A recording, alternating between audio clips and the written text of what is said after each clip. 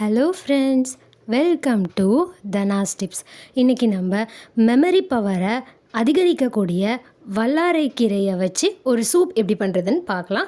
இந்த சூப் செய்கிறதுக்கு தேவையான பொருட்கள்: வல்லாரைக்கீரை 1 கைப்பிடி அளவு, மிளகு 1 ஸ்பூன், ஜீரகம் 1 ஸ்பூன், பூண்டு 5 பல், இஞ்சி 1 இன்ச் நீளத்துக்கு எடுத்துக்கலாம், மஞ்சள் தூள் அரை ஸ்பூன், தக்காளி 2, வெங்காயம் 3, கருவேப்பிலை கொத்தமல்லி சிறிதளவு, பச்சை மிளகாய் 2.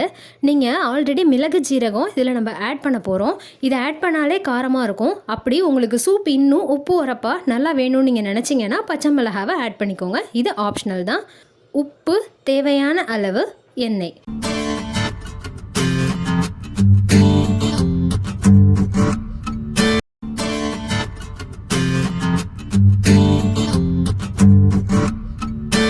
வெங்காயம், தக்காளி, பச்சை மிளகாய், பூண்டு, இஞ்சி இது எல்லாத்தையுமே இந்த மாதிரி சின்ன சின்ன பீசஸாக கட் பண்ணி எடுத்துக்கலாம்.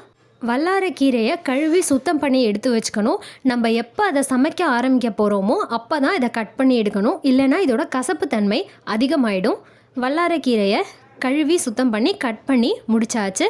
அடுத்து கடாயில் 2 ஸ்பூன் எண்ணெய் விட்டுக்கலாம். எண்ணெய் நல்லா சூடானதுக்கப்புறம் பச்சை மிளகாய், வெங்காயம், இஞ்சி, பூண்டு இது 4த்தையும் சேர்த்துட்டு நல்லா வதக்கி எடுத்துக்கலாம்.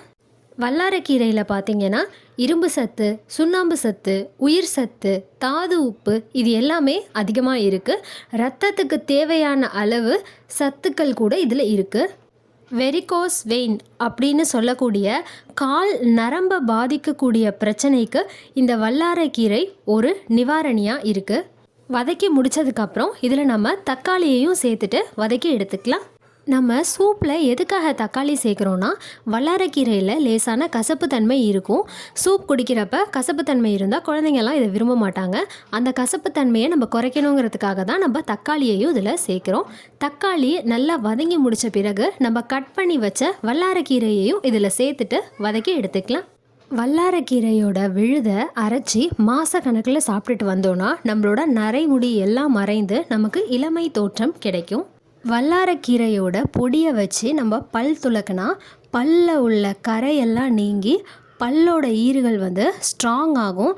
அது மட்டும் இல்லாமல் கண் எரிச்சல், கண்ணில் நீர் வடிகிறது இந்த மாதிரியான பிரச்சனைகள்லாம் சரியாகி கண் பார்வை திறனையும் இது அதிகரிக்கும். கீரை நல்லா வதங்கிருச்சு. இப்போ அதை ஒரு பிளேட்க்கு மாற்றி ஆற வச்சு எடுத்துக்கலாம். இது நல்லா ஆறி முடித்த பிறகு இது கூட ஜீரகத்தையும் சேர்த்து மிக்ஸி ஜாரில் போட்டு கொஞ்சமாக தண்ணி விட்டு அரைச்சி எடுத்துக்கலாம். நம்ம அரைச்சி எடுத்த பேஸ்ட்டை நம்ம சூப் செய்ய போகிற பாத்திரத்தில் சேர்த்துடலாம். நான் மிக்ஸி ஜாரையும் கழுவி இதில் ஊற்றிருக்கேன். மிக்ஸி ஜாரை கழுவி ஊற்றுனதுக்கப்புறம் நமக்கு சூப் எந்த அளவுக்கு தேவையோ அந்த அளவுக்கு இதில் கொஞ்சம் தண்ணி ஆட் பண்ணிக்கலாம். தண்ணி ஆட் பண்ணி முடித்ததுக்கப்புறம் மஞ்சள் தூளும் சூப்புக்கு தேவையான அளவு உப்பும் சேர்த்து கலந்து விட்டு கொதிக்க வச்சு எடுத்துக்கலாம். சூப்பை 5லிருந்து 10 நிமிஷம் வரைக்கும் கொதிக்க விடணும். அடுப்பு சிம்லேயே வச்சு கொதிக்க வச்சு எடுத்துக்கோங்க. 10 நிமிஷம் சூப்பை கொதிக்க விட்டு முடித்ததுக்கப்புறம் மிளகையும் ஜீரகத்தையும் பவுடர் பண்ணி இதில் சேர்த்துடலாம்.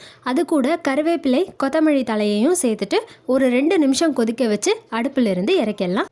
அவ்வளோதான், சுவையான சத்தான வல்லாரைக்கீரை சூப் தயாராகிடுச்சு. ட்ரை பண்ணுங்கள். ட்ரை பண்ணிவிட்டு எப்படி இருக்குன்னு கமெண்ட் பண்ணுங்கள். சேனலுக்கு சப்ஸ்கிரைப் பண்ணுங்கள். மறக்காமல் பக்கத்தில் இருக்கிற பெல் ஐக்கானை கிளிக் பண்ணிக்கோங்க. தேங்க்யூ.